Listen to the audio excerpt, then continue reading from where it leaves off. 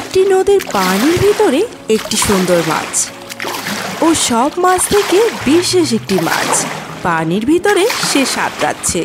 ঠিক সেই সময় একজন জেলে জাল দিয়ে তাকে ধরে নৌকায় উঠিয়ে নেয়। এরপর জেলে অনেক টাকার বিনিময়ে মাছটি বিক্রি করে দেয় রাজার প্রহরীর কাছে। প্রহরী ঘোড়ায় চড়ে রাজার রাজপ্রাসাদে চলে যায়। প্রহরী মন্ত্রীকে মাছটির কথা জানায়।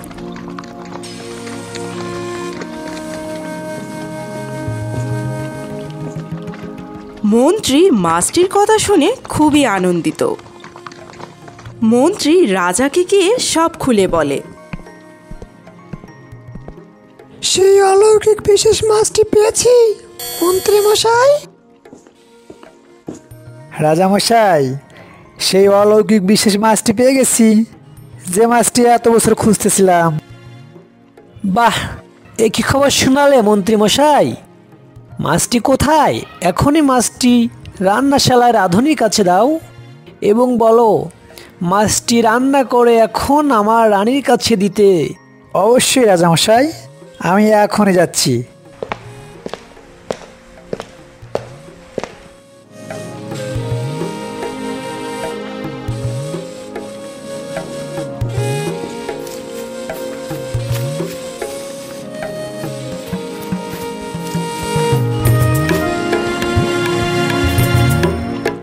প্রহরী গিয়ে মাছটি রাঁধুনির কাছে। বাহ, এত বড় মাছ দেখে তো খেতে মন চাচ্ছে। এত বড় মাছের একটা অংশ খেয়ে ফেললে কেউ বুঝতে পারবে না। এবং মাছের কাটার অংশ তার পোষা বিড়ালকে দেয়। এরপর মাছটি প্রস্তুত করে রানীর কাছে দেওয়ার জন্য। আমাকে একটু দাও না, আমাকে একটু দাও না। তুই তাকিয়ে আছিস কেন? খাবি নাকি? তুই কাটাই খা। আমাকে একটু দাও না।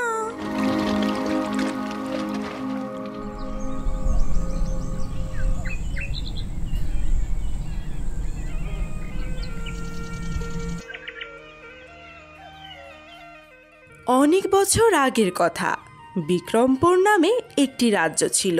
সেই রাজ্যের প্রজারা সবাই খুব শান্তিতে বসবাস করত। রাজ্যে কোনো দুঃখ ছিল না।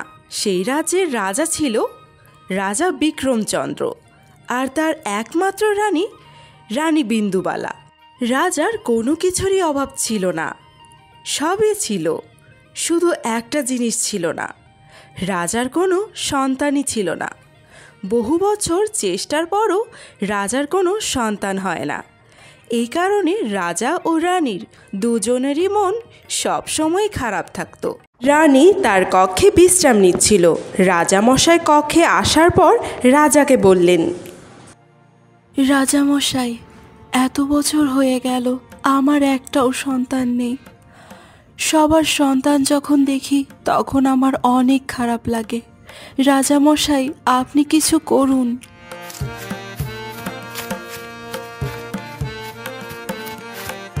কি করবো রানী? এত চেষ্টা করেছি, কোথাও কোনো ফল পাচ্ছি না। আমি কিছু জানি না, আমার একটা সন্তান লাগবে। আমার কিছু চাই না, শুধু একটা সন্তান চাই। আমি দেখছি রানী, আমি কিছু ভিনদেশি বৈদ্যদের আমন্ত্রণ করছি, দেখি তাদের থেকে কোনো উপায় পাওয়া যায় নাকি।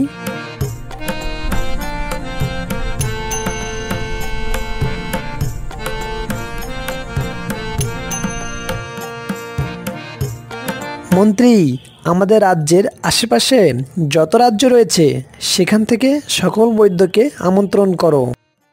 মন্ত্রী, আমাদের রাজ্যের আশেপাশে যত রাজ্য রয়েছে সেখান থেকে সকল বৈদ্যকে আমন্ত্রণ করো।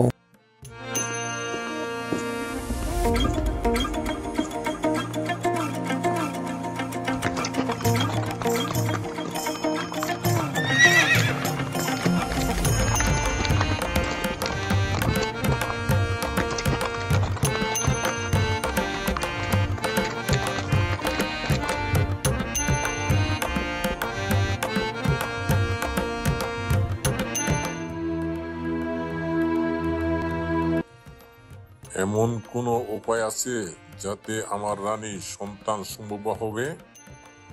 যে আমাকে এমন একটি উপায় দিতে পারবে, সে যা চাইবে আমি তাকে তাই দিব। সকল বৌদ্ধরাই না স্বীকার করে। কোনো বৌদ্ধরাই তাকে সন্তান দেওয়ার উপায় বলতে পারে না। রাজামশাই ক্ষমা করবেন, আমাদের কাছে সেরকম কোনো উপায় নেই। আমরা সবাই অনেক দুঃখিত রাজামশাই। এই কথা শুনে রাজা ও রানীর দুজনেরই মন কষ্টে ভেঙে পড়ে এবং রানী কাঁদতে কাঁদতে কক্ষে চলে যায়। রানী একলা মনে কক্ষে জানলার পাশে বসে আছে এবং কান্না করছে আর বলছে, হে মহান সৃষ্টিকর্তা, আমি কি কখনো সন্তানের মুখ দেখতে পারবো না? আমি কি এমন করেছি? কেন আমাকে এত বড় শাস্তি দিলে?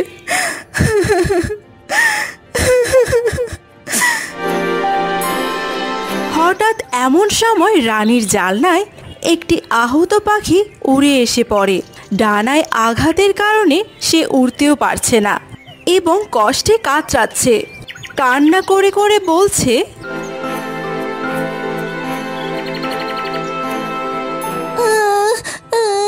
আমার ডানাটি ভেঙে গেল, এখন আর আমি উড়তে পারবো না। রানীর চোখ গেল সেই পাখিটির দিকে। রানী কান্না থামিয়ে পাখিটাকে হাতে তুলে নিল এবং বলল,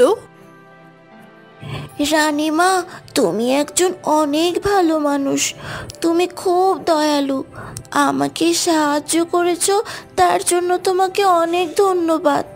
আমি তোমাকে একটা সাহায্য করতে চাই। ছোট্ট বন্ধু, তুমি আর আমাকে কি সাহায্য করবে, যেখানে কেউ আমাকে সাহায্য করতে পারলো না? রানীমা, বলেই দেখো না, দেখি তোমার জন্য কি করতে পারি। ছোট্ট বন্ধু, আমার কোনো সন্তান নেই, তুমি কি আমাকে এমন কোনো উপায় দিতে পারবে যাতে আমি সন্তান সম্ভবা হতে পারি? রানীমা, বলেই দেখো না, দেখি তোমার জন্য কি করতে পারি। রানীমা, আমার কাছে একটি উপায় আছে, বলবো?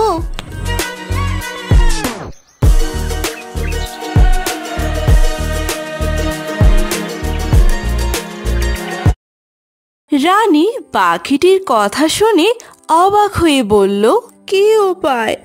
তাড়াতাড়ি বলো আমাকে ছোট্ট বন্ধু।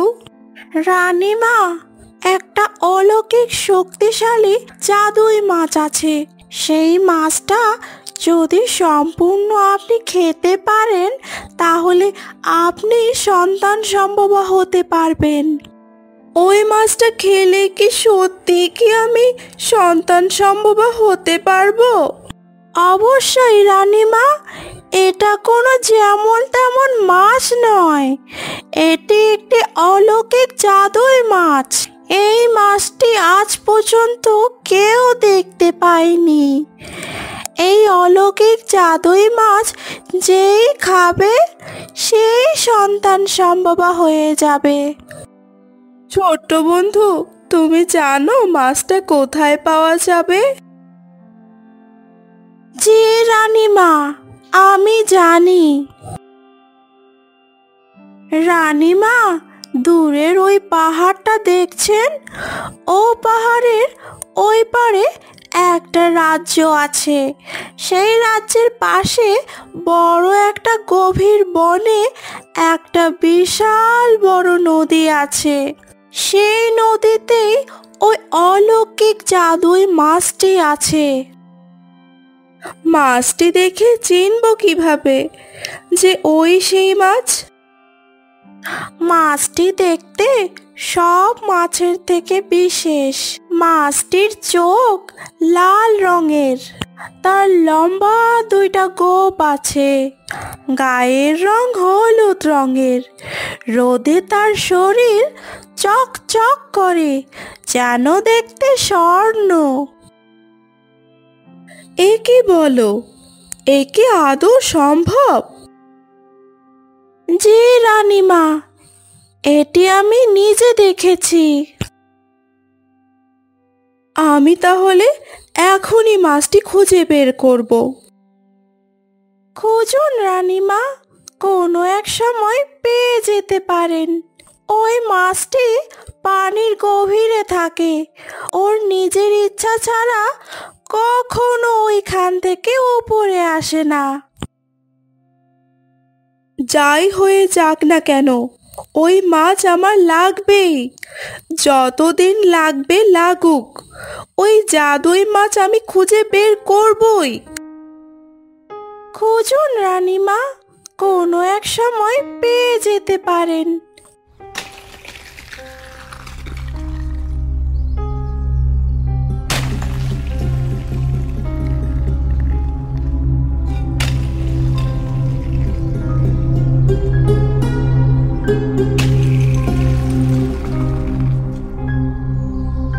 কেন তুমি থেকে যাও আমার কাছে? না রানীমা, বাসায় আমার ছানা দুটো অপেক্ষা করছে আমার জন্য। কখনো প্রয়োজন হলে ডেকো আমায়, আমি তখনই চলে আসব। বিদায় রানীমা।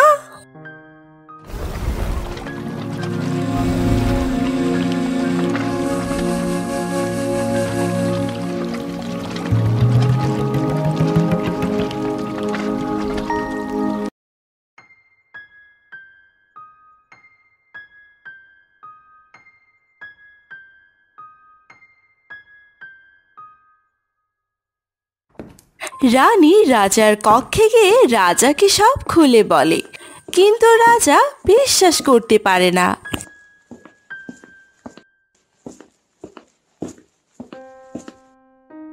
রাজা মশাই, আপনাকে একটা খুশির খবর দিতে এসেছি।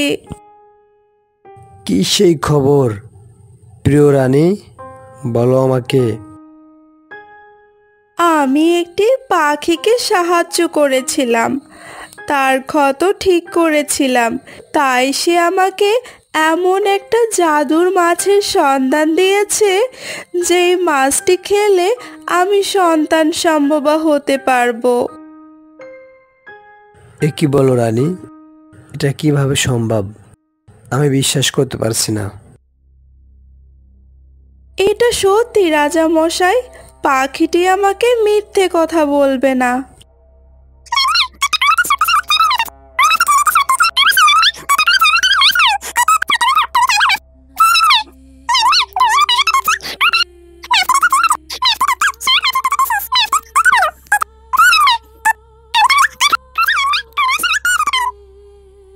রানী, এটা যদি সত্যি হয় তাহলে তো খুশির খবর।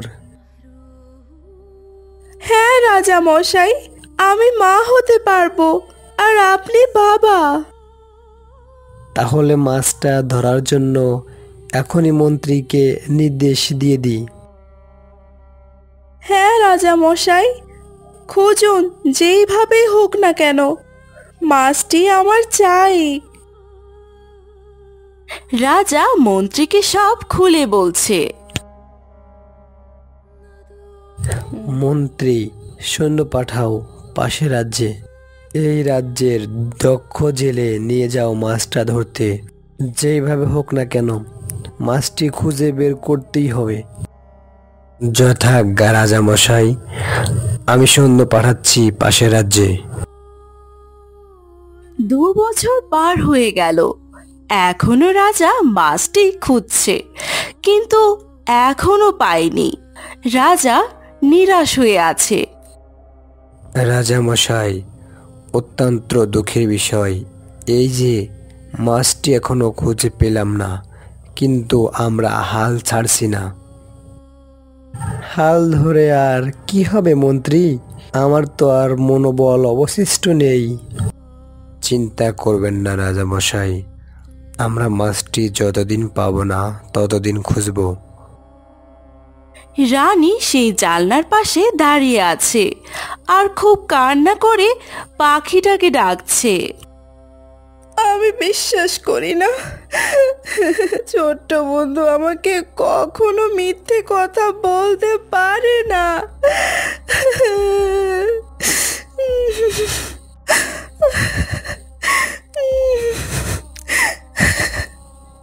ছোট্ট বন্ধু, ছোট্ট বন্ধু, তুমি কোথায়? ছোট্ট বন্ধু।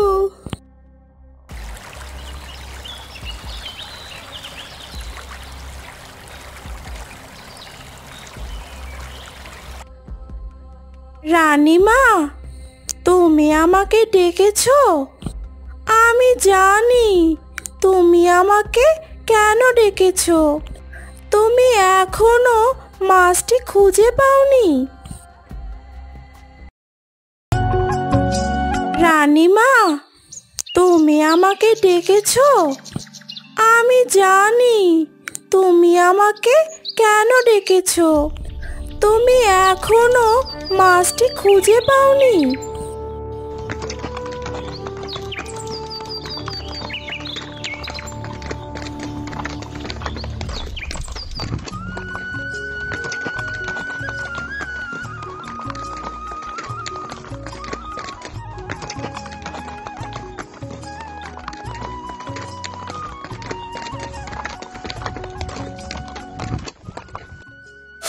হ্যাঁ বন্ধু, 2 বছর কেটে গেল। রাজা সেনা পাঠালেন, জেলেরা খুঁজলো, কিন্তু মাছটি একবারও দেখা দেয়নি।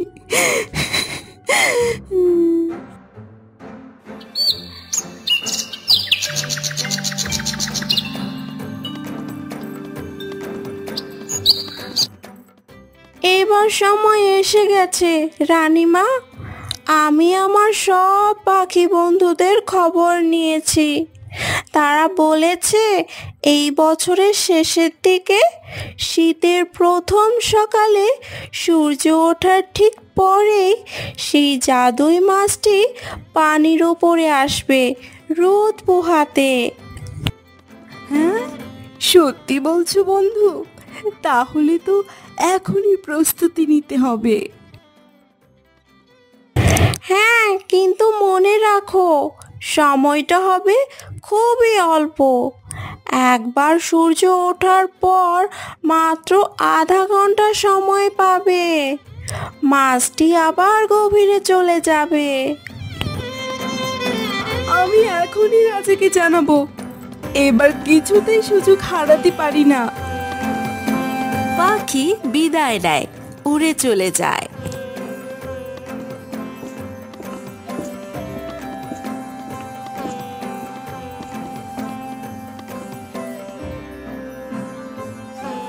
রানী রাজাকে সব কথা জানায়। রাজা প্রস্তুতির নির্দেশ দেয়। রাজা মশাই, এবার পাখি বলেছে মাছটি শীতের প্রথম সকালে রোদ পোহাতে জলের উপর উঠবে।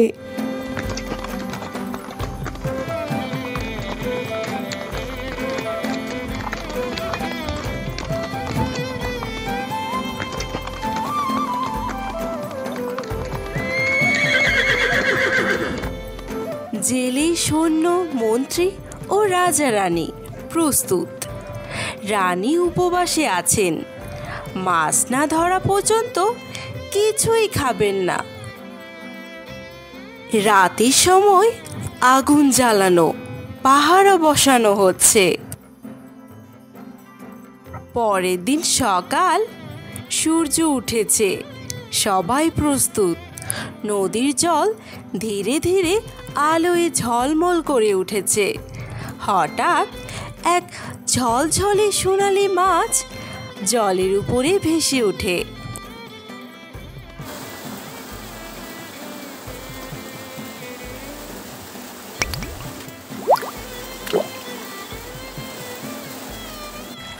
ওই যে ওইটাই সেই মাছ।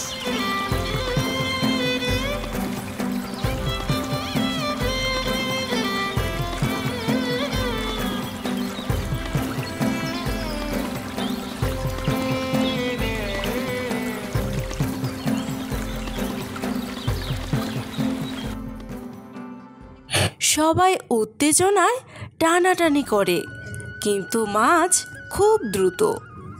এক জেলে জাল ছুঁড়ে দেয় এবং মাছ ধরা পড়ে। এই তো, সত্যি মাছটা ধরা পড়েছে।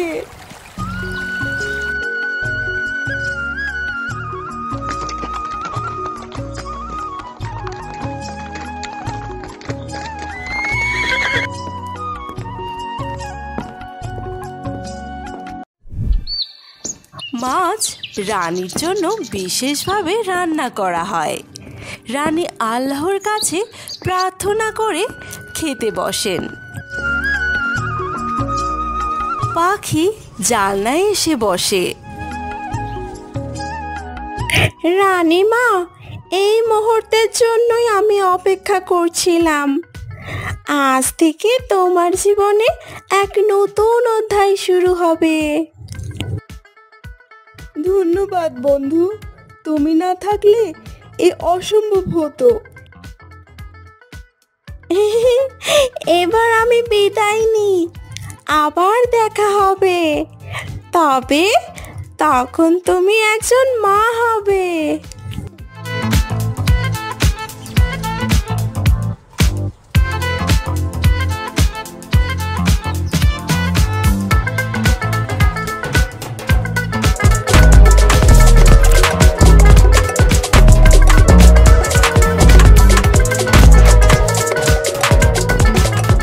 বাহ, এত বড় মাছ দেখে তো খেতে মন চাচ্ছে। এত বড় মাছের একটা অংশ খেয়ে ফেললে কেউ বুঝতে পারবে না। এদিকে হয়েছে কি, রানীকে দিয়ে মাছের পেটের অংশটি লুকিয়ে রাঁধুনি খেয়ে ফেলে এবং কাটার অংশ খেতে দেয় তার পোষা বিড়াল মিমিকে।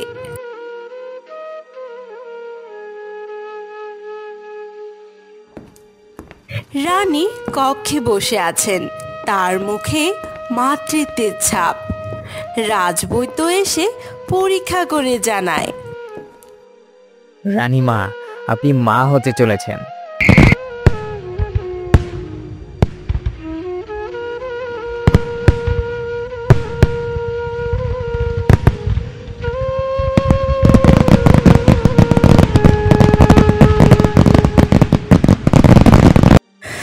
সত্যি আমি মা হব।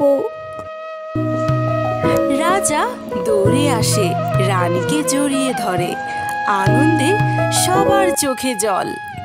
সেই অলৌকিক মাছ, পাখির আশীর্বাদ আর রানীর বিশ্বাসে আজ শুরু হলো এক রাজকন্যার জন্মের পথ, রূপকন্যার সূচনা।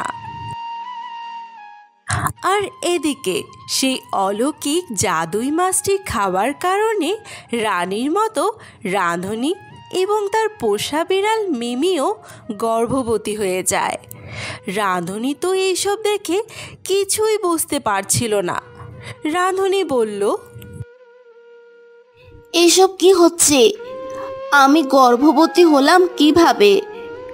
আমার তো এখনো বিয়ে হলো না, তাহলে এটা কিভাবে সম্ভব? হঠাৎ তার চোখ গেল তার পোষা বিড়ালের দিকে। বিড়ালটির পেট ফুলে আছে, দেখে বোঝা যাচ্ছে বিড়ালটিও গর্ভবতী হয়ে গেছে। রাঁধুনি বলল, কি রে মিমি, তুইও গর্ভবতী হয়ে গেলি কিভাবে আমার মতো? এ কি হচ্ছে এইসব?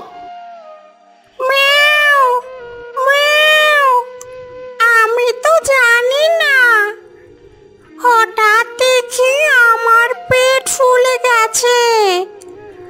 আচ্ছা, আমাদেরকে ছোট ছোট সন্তান হবে নাকি? চুপ কর, এদিকে আমি এসব দেখে অবাক হয়ে যাচ্ছি, আর তুই আছিস সন্তান নিয়ে।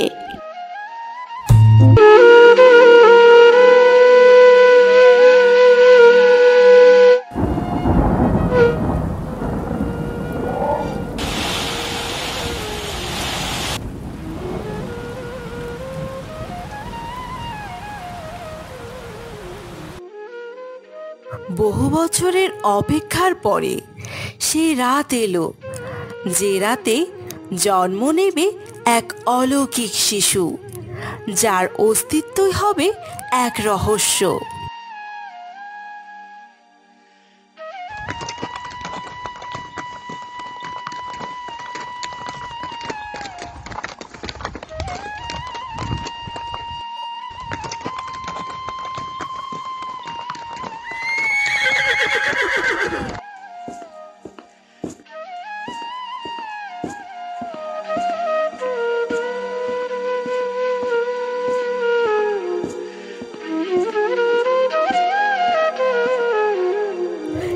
আল্লাহ, আমাকে শক্তি দাও। রানীমা, সাহস রাখুন, কিছুক্ষণের মধ্যেই। হঠাৎ আকাশের গর্জন আরো জোরে শোনা যায়। ঘরের ভিতর আলো ঝলকায়, শিশুর কান্নার শব্দ শোনা যায়। সবাই থমকে যায়।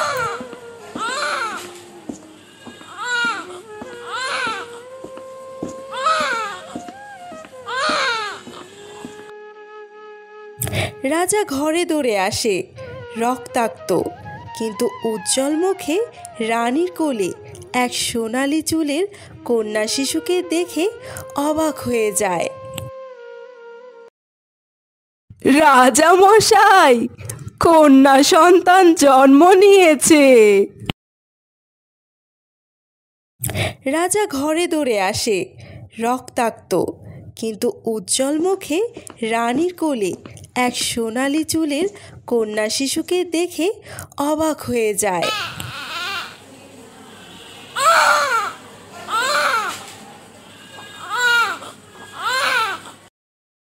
দেখো রাজা মশাই, কি অপূর্ব সে।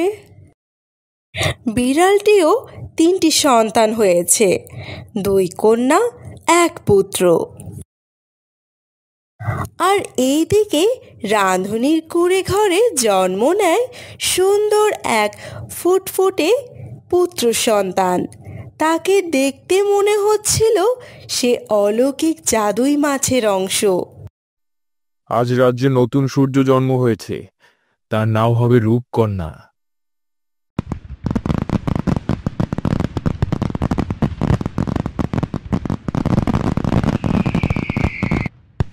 রাজ্য জুড়ে উৎসব, ঢাকঢোল বাজছে, প্রজারা আনন্দে ভাসছে।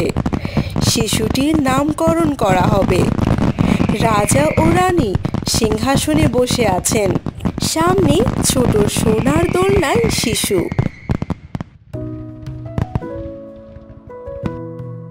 সবাই হাততালি দেয়, ফুল ছুঁড়ে।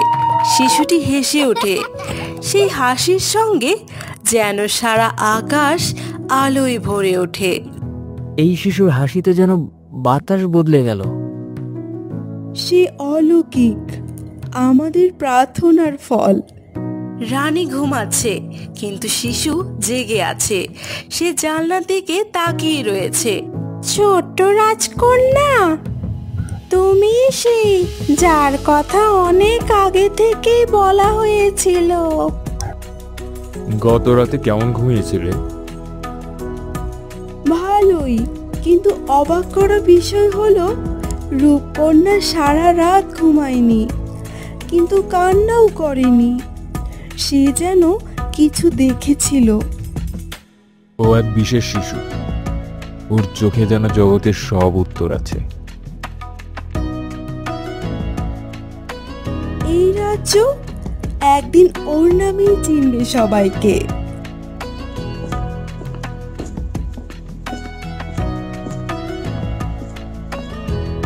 তাহলে সে জন্ম নিয়েছে, সেই একদিন হবে আমার শক্তির সমস্ত বাধা। তাকে আগে থেকে শেষ করতে হবে।